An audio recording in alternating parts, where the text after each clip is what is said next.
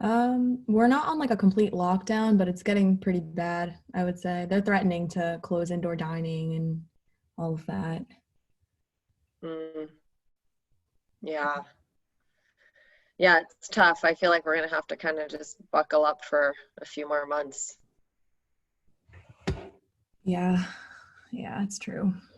It'd be nice to kind of have that end date, know the end date, but I it's know. encouraging to see that the vaccines are starting. Yeah, I think I saw they gave some in the UK as well. Hmm. But, mhm. When did the California lockdown start? Oh, they've started. Yeah, we're everything's shut down except, I mean, essential services at 20% capacity. So, you know, supermarkets and things like that, 20% capacity. And retail is actually open at 20% capacity. But then, yeah, restaurants are shut down completely. Even like Airbnbs and VRBOs, like we were going to go to a cabin in the mountains for Christmas, and that it got canceled because they're not allowed to rent them. Oh, So yeah, it's almost everything. I was at the park yesterday near my house, and I have never seen the park so busy. Well, you know, because we have good weather out here. I mean, it's like 65. The park was insane. There were so many people, and there were so many kids, and there were like, this guy was teaching a martial arts class outside, you know, with like heavy bags, like, you know, freestanding heavy bags. It's just the park is like the place to be right now because it's the only open place to go. So it's kind of like that in New York too. The parks are so packed. yeah, But it's not as yeah. It sounds like the lockdown is really intense. Then if you can't even go to an Airbnb, yeah, you can't even go to an Airbnb. Yeah, yeah. I mean, that's basically, that's not for all of California, but I think it affects like 80% of California residents because it's all of the Southern California counties and surrounding counties, because they know, yeah, here you can get in the car and drive 4 hours and be, you know, in a very different county and different environment. So they've basically all of the adjacent counties to LA County, they've locked down. And then I think in the Bay Area as well, I think San Mateo County is pretty much locked down as well. You know, which is where Silicon Valley is and all that. So, yeah, it's a lot of California. Mm. Wow.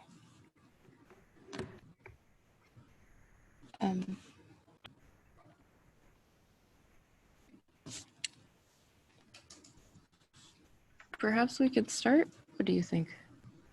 Yeah. Yeah. So I guess just to introduce, so welcome everyone today to our LMIG talk. Our speaker today is Miss Olivia Kelly, the co-founder and CEO of Wellstart Health, which is a Los Angeles-based startup that utilizes lifestyle medicine to manage and improve chronic conditions. And Olivia has always been interested in healthcare, which I know that she'll share more about today. This past summer and even more recently, I've been lucky enough to help out Olivia with some of the social media for Wellstart and some other little projects. I would say Olivia embodies the active and healthy lifestyle that she promotes. I know from just communicating with her to plan things that she's always out and about hiking and exploring nature with her family. And today she'll be speaking to us about her path to Wellstart and a little bit about its premise and how it functions. So welcome, Olivia, and thank you for being here today. Thank you so much for having me. This is so fun. Are you guys are all into lifestyle medicine, right? Like that's the focus of the group. So, okay. So I wanted to gauge how much background I need to give. It sounds like I don't really need to give any background on lifestyle medicine. You're all very familiar, and it's something that you're all interested in. And so that's great. So you probably all know that, I think it was 4 years ago, the American College of Lifestyle Medicine started offering, well, lifestyle medicine became a board certified subspecialty of primary care. So that's, I mean, I think it's a huge milestone, and everybody in lifestyle medicine was celebrating that and is still celebrating that. Unfortunately, I think it's still at this point very much feels like a bit of an echo chamber because most people don't really know about and understand lifestyle medicine. So that's been one of the things that Wellstart has wanted to promote from the start. And when you tell people about it, they say, oh yeah, I know, eat right and exercise. I get that. Yeah, I know I'm supposed to do that. There's obviously so much more to it. And so I think that's like the hard work ahead for all of us is to make lifestyle medicine the norm. I'm jumping around a little bit. I'm going to give you a little background in a second, but our former chief medical officer is a woman named Dr. Sarai Stancic, and she is an amazing woman. She has the documentary that she made about her life called Code Blue. While she was a resident, she was diagnosed with MS, and she didn't know anything about lifestyle medicine. She ended up ultimately discovering it, learning about it, and is living medication and disability free 20 years into her diagnosis. So that's been really her mission, is to get lifestyle medicine to medical professionals, like basically get it as part into their lexicon and get them aware of it so that they're able to, practice it themselves, and then of course pass it along to their patients.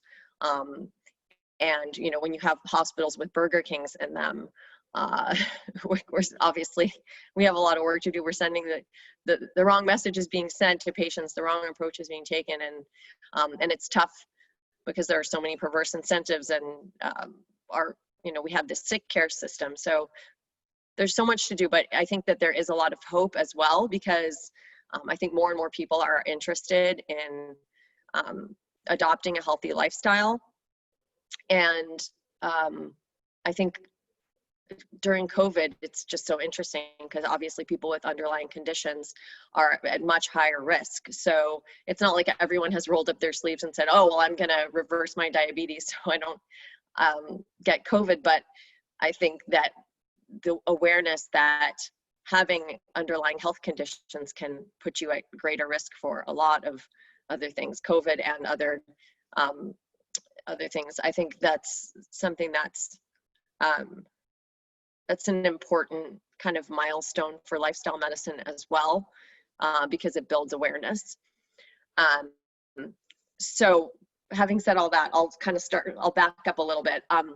I got really interested in this field as a kid. My father's a physician, and I grew up, he was a single dad. And so if he was on call, we'd be out somewhere and he'd get called in, and I'd have to go to the hospital and hang out with the nurses station while he was doing a case. And so I kind of grew up around that, and I got interested in health from a young age. I didn't want to be a doctor myself, but I was really interested in health. And even though my dad was a doctor, he was a smoker at that time. And a lot of physicians are notorious for not leading a healthy lifestyle. So he was kind of one of them. And I would try to get him to stop smoking, and I would get him out running early in the morning, even when I was a kid. So I just always had a real interest and passion for living a healthy lifestyle. And I became a vegetarian when I was 12, and I was always just really, really into health and fitness. And I don't know exactly why, but I think it came from being around a lot of sick care and thinking, oh, well, it's so important to maintain health. And it just made me feel better and got me through a lot of tough times myself. So that's kind of where it all started. And then after going to UCLA for my undergrad in psychology, I did a bunch of things. I was a writer, I worked in politics, and that led me to be really interested in policy and health policy. So I went to get my MPH again at UCLA. And so while I was there, I became very interested in behavioral economics, and the idea of, how do you incent certain behaviors and healthy behaviors. And that's kind of what got me thinking about the early iterations of Wellstart. Initially, I envisioned it being something like a CVS clinic for prevention. So like maybe a small, little area or kiosk in CVS's, for example, where while you're waiting for your prescription, you can learn about lifestyle medicine and hopefully you reduce your need for the prescription ultimately. So that was my initial idea, which became, I realized soon after, that was a non-starter, because just having something brick and mortar like that is just a lot harder to do. Although I think now they are they're not doing lifestyle medicine. They are doing something like that, like focus on prevention and things like that in their stores. But that was the initial iteration. I went to work at the Center for Healthier Children, Families, and Communities, which is a research center based at UCLA. It's part of the School of Medicine and the School of Public Health. And it was all about moving healthcare upstream and addressing social determinants at a young age, instead of moving like all of the focus of healthcare to the end of the life stream. It's about addressing it at the start of life. And so that got me thinking even more about what we could do, what Wellstart could look like. And after that, I thought, well, I need a partner, especially I would like to have a physician partner, co-founder. So I read about this woman who her name is Dr. Lindsay McElveen.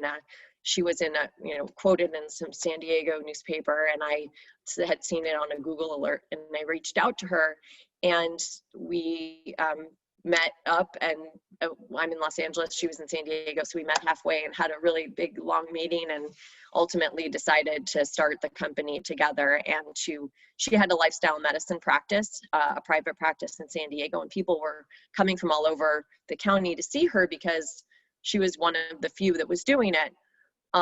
And so we said, well, why can't we bring this online and scale it and make it available to the masses? That's how we started. We had no technology at the beginning. It was just she and I, and writing the curriculum, which was articles that we would send. We recruited some of her patients and then friends and family for a pre-clinical pilot study. And so they got the articles that we'd written. They would do FaceTimes with her as the physician piece of it. And then I would send them text messages from my phone, very HIPAA compliant, with reminders and check-ins on how they were doing. So the curriculum was about introducing lifestyle medicine. How can they leverage, nutrition, physical activity, social support, stress reduction, sleep, all of these things to improve their health. And so we were just doing it all without any technology. We used a Google group as the group discussion forum. And then we got great results. People did really, really well in terms of reducing A1C, lowering cholesterol, losing weight. And this was just I think our first pilot was just 8 weeks long. So we were very encouraged by that, and we were really excited and just pumped to be like helping people, and just, it was really a small scale. I mean, I think the first pilot was 21 participants. So that was, very, very small potatoes, but it was great. And then we subsequently did another pilot, and we got into a technology accelerator, which was part of Techstars. I don't know if you guys are familiar with Techstars, but it's a big technology accelerator for startups. So we got into one of their programs, and it was kind of like, oh, this really just got real, because we had to learn how to pitch and learn how to raise money. And then also we had no technology. So we were trying to be a tech startup, because we said, well, we want everybody to have access to this. Telemedicine was kind of starting to become something people knew about. This was in 2015. And so we then met our CTO at the technology accelerator.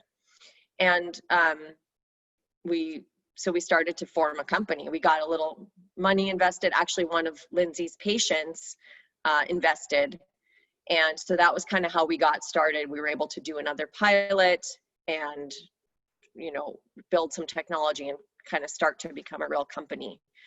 That was kind of the earliest phase. And then things kind of advanced from there. But anyway, I want us to pause right there and ask you all if you have any questions about what I've talked about so far, and also if there are specific things that you'd like to know about, because I can tell you more about the company, what we do, and how we've evolved, but I want to also make it relevant to you all. So does anybody have any specific, like, just jump in. Just going along the lines that you said, it's kind of an echo chamber, which I think we're running into ourselves with planning things for the group. You said that your first pilot was like friends and family that were involved? Yeah, and some patients of my co-founder, yeah. I see. Yeah. How are you reaching people now? I don't know if you'll go into that now or later. Yeah, that's a great question. Yes, I will. And I can answer it right now. I mean, basically what happened is after we did a couple of pilot programs, we started to say, okay, well, we can open this up to, to individuals, but it wasn't our focus really to work with individuals. It was in the beginning, and then we realized it's a non-starter, because if we have to charge hundreds of dollars for the program, like, most people aren't accustomed to paying for their own prevention, and they either don't have the money to do it, or if they do, they don't really see the value in it. They're just not used to it. They're very used to the medical model, and they like to take a pill for something. So what we decided to do was focus on employers, especially self-funded employers. Are you guys familiar with self-insured or self-funded employers versus fully funded employers? Do you guys know anything about that? No. Okay.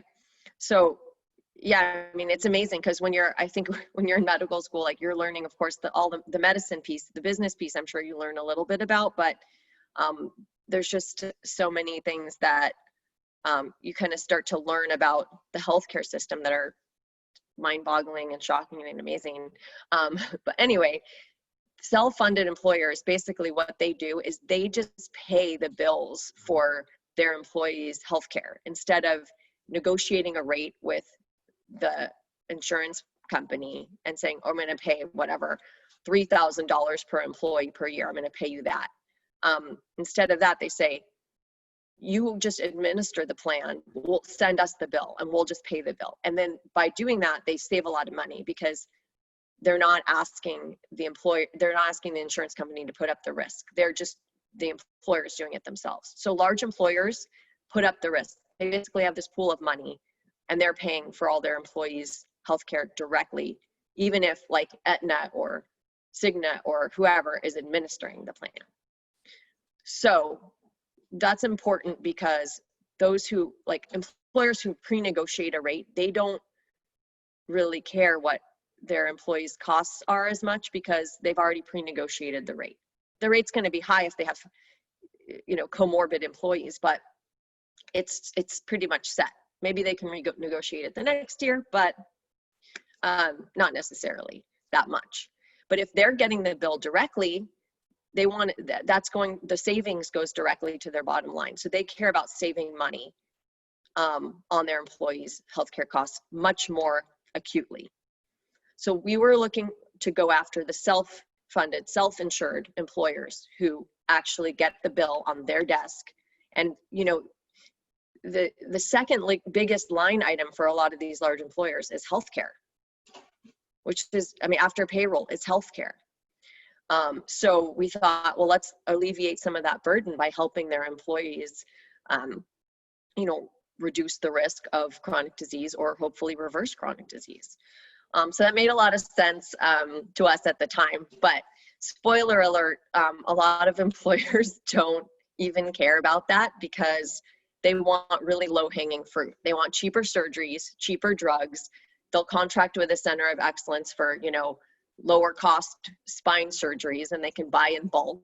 And so that's where they really see the savings right to their bottom line.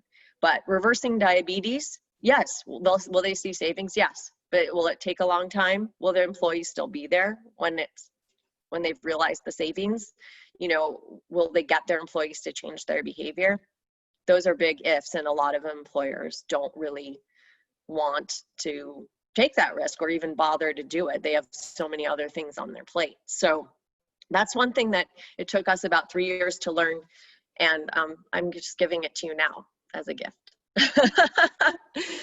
In case it ever comes up for you. But so another thing that we did then in kind of realizing that, we did work with some employers, and we have worked with some, but we started working with, we decided to start working with health plans. We always thought health plans would not really would be kind of a high hanging fruit for us, but we ended up contracting a year and a half ago with Blue Shield of California. So they're obviously really big. They have over 4 million members. And they are running a program that enables their members to choose different programs within the program, focused on stress reduction, weight loss, mindfulness, different things. And if they qualify, they can do Wellstart. They have to, so, you know, the qualifications are just something that they came up with, but for their members to work with Wellstart, they have to either have type 2 diabetes or have a BMI of 30 or higher. So that's the population within Blue Shield of California that we have been working with. And they pay for the program, Blue Shield does, but they pay by milestones. So if somebody signs up, that's a milestone. If they have a certain number of interactions with us, that's a milestone. And then we also have, we give them scales and blood pressure cuffs that are, you know, Bluetooth enabled, so that we're able to track how they're doing with weight and blood pressure as well. So those are all the things that we do our whole program with them, but it's focused on, you know, hopefully reducing their A1C, losing weight, and so forth. So yes, that has kind of worked, but I have to say, what we've really realized is they're not, since the member isn't paying for it, they don't have any real skin in the game. We've had some people sign up who don't even know that they signed up. They were clicking around and they were told they could do a program, and they're like, okay, I'll try this. And then maybe they closed their browser too quickly and they didn't know that, okay, they're in the program now. And we say, we'll, you know, send them some communication, and they're like, what, am I in this program? I'm not saying that happens all the time, but the point is, it's still people getting something for free. And in the employer case, it's the same thing. An employee generally gets a program, is told, you can do this program, it's no cost to you, it's going to help you with your health. And that sounds great, but because they don't have a lot of personal investment in it, they're not probably going to do as well. We've had people who do pay out of pocket, individuals who've done the program, and they tend to do better because they've actually put, you know, their own money into the program, and they are saying, I want to do this proactively. And so that's actually who has done the best. So, and I'll share my screen to show you some stuff. Let's see. I'm just gonna, are you guys able to see? Yes, okay.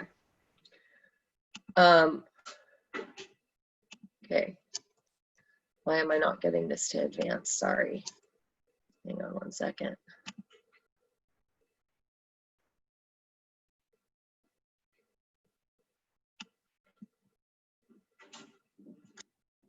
Okay, sorry, it's not working right now. I'm not able to scroll it.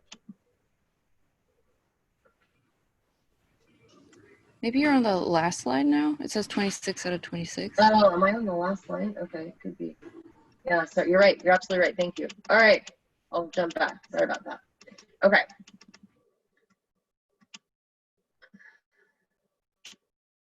Okay, so this is just, I'm going to show you some slides just of like what the company, you know, is, what we're about, what we do, and I'm going to show you some people who have done really well. So this is kind of our thing. Chronic disease doesn't have to be a life sentence. I think that's kind of a really news flash for a lot of patients because they don't know that they can reverse a chronic illness. So this is basically our approach. You know, we work with the high risk employee populations, health plans, and individuals to really help them make fundamental change. And we have had people go off meds, you know, lose a lot of weight, do incredibly well. I'd like to tell you it was the majority, but that's not the case. I mean, we've had some great success. Sometimes people maintain, sometimes they don't. These numbers are, this is 2015. This is data from the CDC, but I think they only, every like maybe few years, they release this data. So that's why this is as of 2015. I don't know that there's a 2019 or 2020 yet. So yeah, 3.6 trillion we spend on healthcare every year. It might have gone up to 4 now. Yeah, expected to double by 2026. And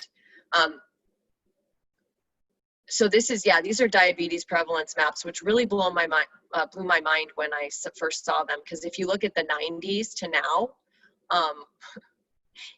it's extraordinary. Like now over half the states have a 9% or higher rate of type 2 diabetes, whereas in like 1990 or whenever it was it first started, let me see, 1994, here we go.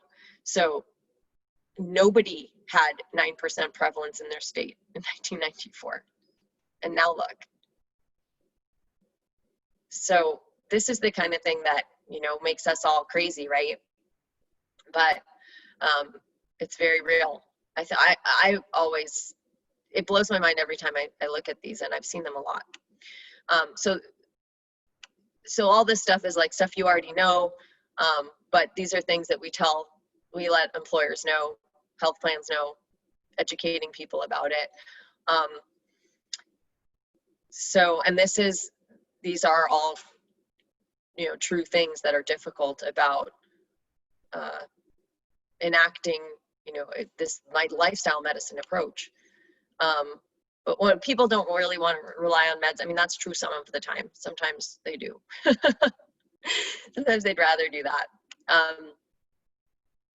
So the 3 C's, coaching, content, and community, are what we use in our program. We started off having physician visits as part of the program. It was a 12-week program with, even though our first pilot was 8 weeks, the program was 12 weeks, and it was, there was a physician visit at the beginning, middle, and end, because we would take biometrics at the beginning and end of the program. We would either do that through a home test kit that we would send people, or we would do it, if it was an employer, we could do an on-site screening. The home test kits, there's a lot of operator error with those, so they can be kind of frustrating, but we would do a lipid panel, A1C, and then we would do weight and blood pressure via the hardware that we give people. So that was, you know, a very helpful way of measuring success. But this is, so we ended up phasing out the physician visits. It's very costly as a company to offer those, partly just because, you know, you have to make sure everyone's licensed in the right states for where the patients or employees are living. And there's just a lot of legal considerations to it. And then we also found that the physician visits weren't, you know, just for what our program is, since it's really focused on coaching, some people didn't even want to show up for them. So that was part of it too. It was just like people wanted the coaching piece, and they wanted to go to their doctor for, you know, a medical visit or workup. But the idea of like checking in with the physician during this coaching program, it wasn't something that came together in the end. We did it for a while, and then we decided to pull back from it. I think there's really a place for it, and there is actually a plant-based doctors telemedicine company now, that I don't know if you guys follow the plant-based physicians, but like Dr. Michael Clapper and a couple others that are pretty well known in the field are doing telemedicine now, and it's focused on using a plant-based diet and of course other parts of lifestyle medicine to reverse disease. And it's a self-pay, so out-of-pocket service. So these were the different pillars, and still are the different pillars of our program, which of course match with what lifestyle medicine's all about. This was just all the different services. I'm saying was because some of these things, like the physician visits, as I said, we phased out, but the coaching calls, and that's another thing, is our coaching and our dietitian video calls were all group, because the group piece is such an important part of it. Like my co-founders have always said, it takes community to get you unhealthy. It takes community to get you back to health. And so the community piece is really important. Having these group sessions, having the group discussion, the online group discussion and things like that. So this was just some of our technology behind the scenes things. Like we can send people pre-scheduled messages that we have, in our app. They'll get a message as a reminder to either come to a meeting, or how are they doing today, or are they, practicing the deep breathing we taught them in the videos. We have they get a video every day now, which goes over a different concept in lifestyle medicine and teaches them something different. So here are just some results we had from aggregated results from a few of our pilots. So we had really, pretty decent results and good numbers. This was over 12, these were over 12-week programs. Now our program with Blue Shield is a year long. And then we also offer continued support to people, if they want to keep going after the fact. But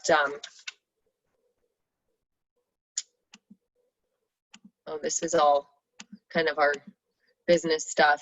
So yeah, I'll show you. This is this guy, his name's Josh Lajani, and he joined us as a co-founder later on, like 3 years ago, along with Dr. Howard Jacobson, who is a behavioral scientist. And Josh lost 220 pounds. He was 420 pounds, and he became an ultra runner. He went plant-based, and he started running, then he went plant-based. And anyway, he's been, obviously had a lot of media coverage because he's he has such an incredible story, and he's from South Louisiana. So he's in a population of a lot of unhealthy people, and really trying to help them. So he has a pretty incredible story. So that is what I wanted to show you there. Are there any questions at the moment? I had a quick question. Yes. So I was wondering, I guess a little bit, but in regards to the current situation, obviously with COVID and things like that, have you noticed a difference in terms of the patient population of people enrolling in the program, or what employers have been doing? Or obviously I know there's so much going on, but just was wondering the impact it's had on particularly the company or on the enrollment or adherence to the plan.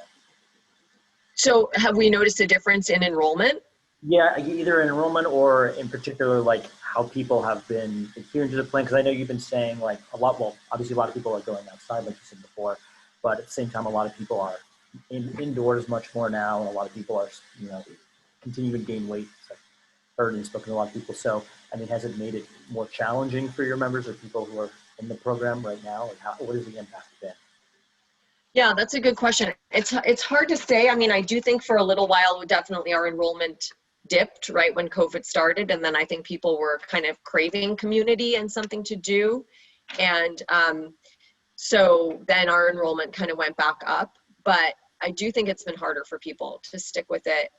They have, had obviously all of these external challenges. And I think for a lot of people, there's a lot of financial stress, and that's been a big part of it too. And so even in our we do open up the program still to individuals, and we've had some individuals, let us know they want to do the program, but they can't afford it right now, or they want to know, can they get a discount or do it for less because they've lost their job. I mean, a lot of people are really, really hurting economically. And so I think that's been a big piece of it as well. And people have talked about things like being at home. It's much harder as far as eating, like because there's food there all day. And I think that's a struggle that many of us, anybody faces, being at home and having access to food all day. I mean, even my kids, they're like, they want a snack every, hour. And I'm like, you don't need that. When you're in school, you don't have a snack every hour. But I think that's just, I think the stress piece is the biggest. And I mean, I think stress is obviously, maybe not obviously, but I think it's really the number one thing. And Howard, my co-founder, Dr. Howard Jacobson, he believes that the stress piece and just the lack of like ability to kind of slow down, shut down the mind, breathe. He thinks that's the biggest thing. I mean, he said he thinks it's above and beyond any of the other pieces. Of course, food's really important. Of course, movement's really important. But the stress response, I mean, the stress piece is so toxic to people that I think that's like maybe the first thing to address before you can get through to folks on any other level. And I'm not a behavioral scientist and I'm not a clinician, but that is what, he would say. And I think that's something that we kind of see happening right now. So, yeah. Thank you. Sure, yeah. A question for you all are, I'm just curious, I guess, beyond practicing lifestyle medicine, like in a primary care setting, are any of you interested in going into, business side of things or working for a technology company or anything like that when you finish med school? I am, but I think you know that already. Yes. Anybody else that's thinking of going that route? Not directly after, probably, but definitely down the path for sure. Cool. And any, I guess, do you have any questions about that? Do any of you have any questions about the field, or like how, like life in a startup or anything like that? I think it'd be cool to hear a little bit about that if you're interested in sharing that. Sure. Yeah. Well, I'll tell you one little anecdote that will be interesting maybe. So when Lindsay and I met and we did our, started Wellstart and started running our first pilot and then got into the Techstars accelerator and all of that. At that point, I got a text from her like halfway through the accelerator, and we were, doing these pitches, and we had to, get ready for this big demo day. It was kind of stressful, and it was very new to both of us. We'd never done anything like it before. I got a text from her, like, to call. She had to talk to me about something, so I called her, and she came up to LA from San Diego to talk to me. She was quitting. So she quit the company early on. As a physician who really just wanted to practice lifestyle medicine, the whole idea of like doing this whole other thing that was a 24/7 job, she felt like the work-life balance was just not gonna fit with her, and she just really couldn't deal with the stress of it, and she decided to leave. So that was kind of crushing to me at the time. I ended up moving on and finding another chief medical officer, co-founder, and then ultimately, as I mentioned, Howard and Josh joined us, and they're incredible coaches, lifestyle coaches and behavior, experts. But at the time, it was crushing to me. We were just this nothing, tiny little company. We'd raised a little bit of money from one of her patients and then a couple of our family members. So I guess I'm telling you that because, it's all just, it's very uncertain. You don't know what's going to happen the next day. And it's a lot of work. It's 24/7 nonstop. Like, you're trying to be everything at first. And to be honest, like, still to this day, because we have a very small company and we haven't grown to become a unicorn or anything yet, we're still doing kind of everything. Like, all of the, the main few leaders of the company, we take on basically all of the responsibility, whether it's sales, marketing. I mean, we hire, consultants for some of these things, but we still have to liaise with them, work with them, just do everything. So it's that kind of, I think, working in a startup. I mean, if it's further along and they hire you as a physician to do a specific, role, then you won't necessarily be doing that. But if it's a true startup, that's really a young company that has very few employees, you have to be kind of prepared to just go above and beyond and do a little bit of anything and everything. And I think that was tough for some people who joined the company who were maybe more established, like, oh, well, I don't really work for this little amount of money, but but that's another thing. Obviously, the compensation isn't too great. I mean, of course, you can get, you can get equity in a company, and it may very well be worth nothing later. So, but I mean, I think when you're young and you're, recently out of residency, as you will be in a few years, then it's like, well, maybe you can be a little bit more risk-philic. And so I would say if you do want to do it, definitely I would encourage you to, but it can be a real grind.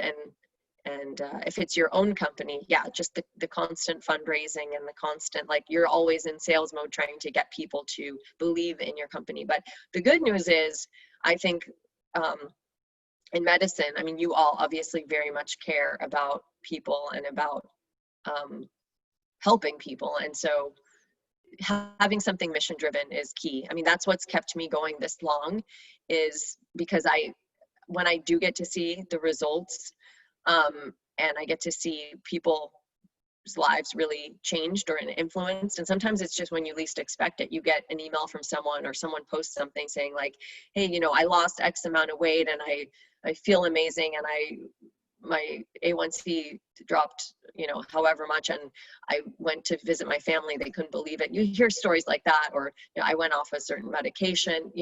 That's like kind of what keeps you going. You're like, wow, like, we actually are helping these people. And so I think that's the good news, because I think there are a lot of industries where, honestly, like, it must be kind of hard to get out of bed in the morning for that every day, when it's not something that you're really, like, you don't really have that human connection, and you're not really directly helping somebody and really impacting their lives, perhaps saving their life. So it's almost like the other stuff is window dressing. Like, you hope that it all works out, you hope you can make a lot of money and all of that, but at the end of the day, like, you're always going to be doing good for people. So I think that helps kind of keep you going in whatever area you end up going into. Did you have any mentors throughout this process? How did you navigate building this startup? Yeah, that's a good question. Yeah, I mean, honestly, I think some of the mentors are like people that I was working with. I mean, our chief medical officer, my co-founders have been mentors to me. I've learned so much from them, but not on how to run a business, just mentorship and like more about like behavior change and lifestyle medicine and things like that. They've really mentored me in those areas. As far as how to run a business, I would say I have always kind of lacked that mentorship. I mean, my area in my MPH program was health policy and management. So I did take some management classes in finance, and he's a business person. And so I did kind of make him stay up really super late several nights, or yeah, maybe countless nights, to help me crunch numbers and help me like put together my first pitch decks and things like that. And he really taught me a lot. So that was key. And then he was like, I can't do this anymore, because he already had a really big job that he had to do. But I made him burn the candle for a while, helping me. And that was actually tremendous, because I really didn't know that much about the business world, and definitely not the tech startup world. And he had a healthcare background, business healthcare background. So that was super helpful to me. And I think the lesson there, like, even if you're not married to a finance MBA, like you have friends and you have relatives that know that understand business, even if you don't, and that can help you. And like, you have to ask everybody for help. You never know who's going to be that person who could help you or introduce you to the right person. It might be your aunt who is like, runs a cookie shop, might know somebody. So, you know, definitely, like, I would say always ask for help.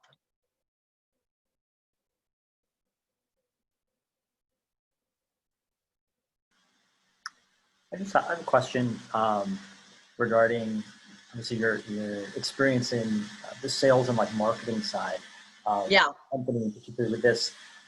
It just interested me because I think as physicians, I don't want to say like we're like a little bit of a parallel in the sense that we want to incentivize people, not necessarily sell something, but incentivize people to take their health consideration or diets or things like that. So from your experience of selling this or in a marketing sense to people, like what would you recommend just as future physicians for us if we're interested in trying to get people incentivized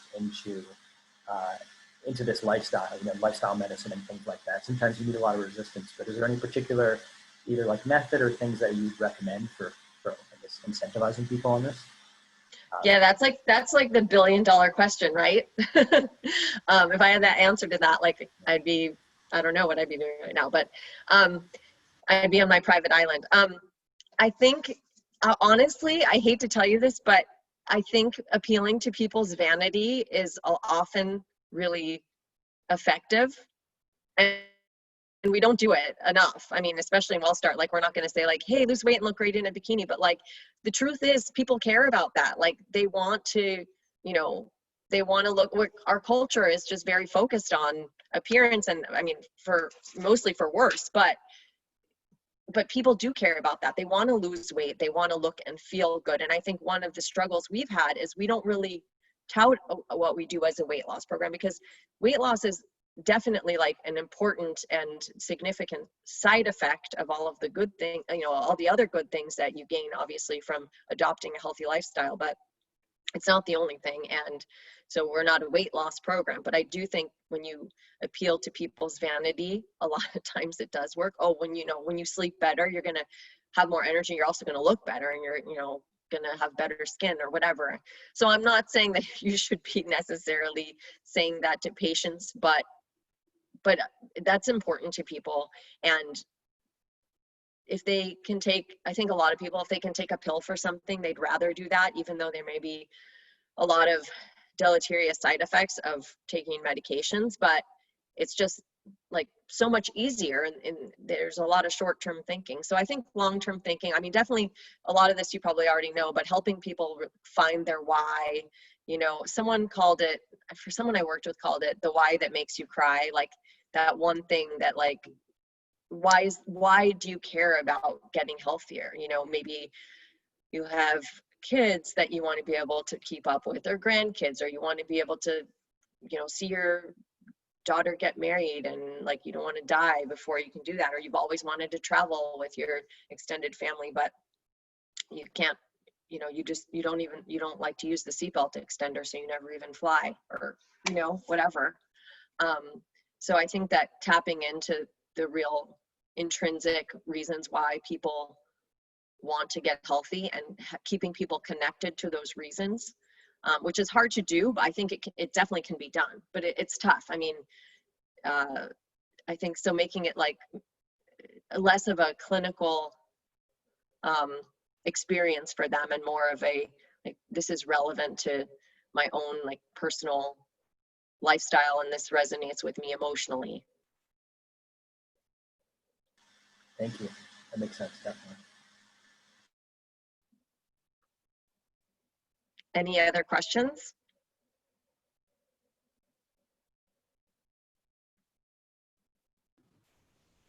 I'm curious about the year-long Blue Shield program. That's a big milestone, it seems, for you. Congratulations. Thank you. I'm wondering if like you were like in contact with Blue Shield about maybe seeing like if there's a reduction in their costs after the program, or do you have something like that built into your contract? It'd be interesting to see if like the metrics for insurance companies would go down with this kind of preventative approach. And it's like, that's a good way to pitch it to like bigger insurance companies. Mm-hmm. Yeah, that's a really good point and good question. I know that they are looking at the healthcare cost savings. It's definitely a long-term process. They started this program called they call it Wellvolution. They started it like spring or late spring, early summer of 2019. So I think they're very much looking closely at the data and looking at what ROI do these programs have. And there's, like I said, many different programs. So certain people qualify for certain programs. Some people may do a program that's just, a weight loss program, and they're inputting their meals into an app and then getting feedback on it or something. Some people may just be doing a mindfulness or a deep breathing program. And then some people are doing these like a diabetes prevention program, or there are, I think, 3 or 4 programs like ours that are really about disease reversal. So I'm sure that they are looking at all of that. We don't really have access to that ourselves right now. They aren't sharing that with us. They're not super forthcoming about these things. So, but yes, I think that if it does work, because they say it's lifestyle medicine focused, although my personal like pet peeve is they have like Virta Health. Have you guys heard of Virta Health? Oh, well, Google them. They've raised like $250 million. They're a really big tech company, and they're focused on diabetes reversal through the ketogenic diet. So anyway, we don't like them, but they they are being so far very successful. I don't know long term how things will shake out for them, but they're one of the programs. But I guess I wouldn't consider that lifestyle medicine because they prescribe the ketogenic diet, which doesn't seem like a good idea. Seems like the science is sort of speaks to that, but anyway, the whole program is lifestyle medicine focused, in that all of the different apps that they offer their members are focused on like one area or more of lifestyle medicine. So it's one of the first programs that I know of like it. And it is cool that they even know at Blue Shield what lifestyle medicine is. And we ended up meeting them through the American College of Lifestyle Medicine because they happen to be members. So, my hope is that the results are tremendous, because obviously we want that to continue to snowball. But it's still pretty early days. And we would love to get more data from them, and hopefully over time we will. Thank you. Yeah, that would be interesting to know if they give you any information. Yeah, I think that behavior change piece is, the thing that everyone is trying to crack the code on. And I think some of it is really just about normalizing healthy behaviors. And, I believe in taxing sugar sweetened beverages and ultra processed foods, and all of the policy side of that.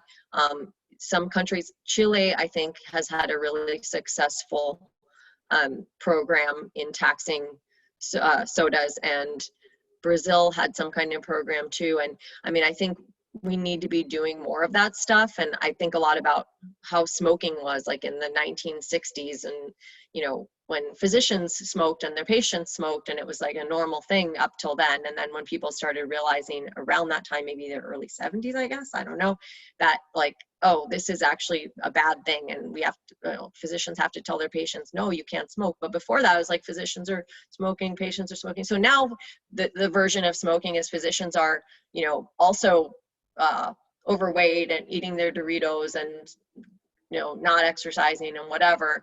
And so, but if they start, if more people are like you, and you're out reaching out to other, to colleagues that aren't familiar with lifestyle medicine, when you get to that point, I think that's where it starts. Like, oh, people are like, okay, yeah, I didn't know that I could actually, eat more cruciferous vegetables, and that would actually help my health. Like, and I think it is also baby steps and not expecting people to go overnight to 100% healthy lifestyle, because sometimes people do believe, oh, if I just do a little bit, what's the point of doing anything? So I think it's important to stress that, that every bit counts. One other thing I want to mention is there's a lifestyle medicine physician who's on the board of the ACLM, who I'm actually doing a yoga teacher training right now, and online, and she is in it with me, and I happen to know her from ACLM. I didn't know she was going to be doing the training, but she is doing the training because yoga has really influenced her life in a positive way, and she prescribes it to her patients, and she wants to teach yoga to other lifestyle medicine clinicians so that they can disseminate it to their patients, and and just really spread it, because it is hugely therapeutic. So I thought that was super cool that she's doing that, and as long as these things start to proliferate and spread, I think that'll make all of your jobs and my job hopefully a little bit easier.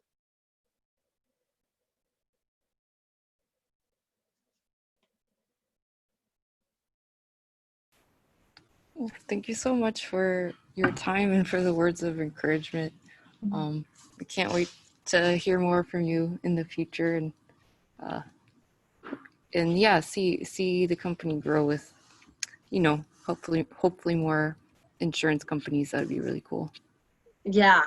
Thank you so much. Thanks for all to all of you for taking time out of your busy schedules, and best of luck with all that you have going on before the holiday break, and enjoy the holidays and stay safe. And feel free to reach out to me, Olivia at wellstarthealth.com, if you have any questions at all. Happy to help. Thank you so much again. All right. Take care, everyone. Bye. Bye.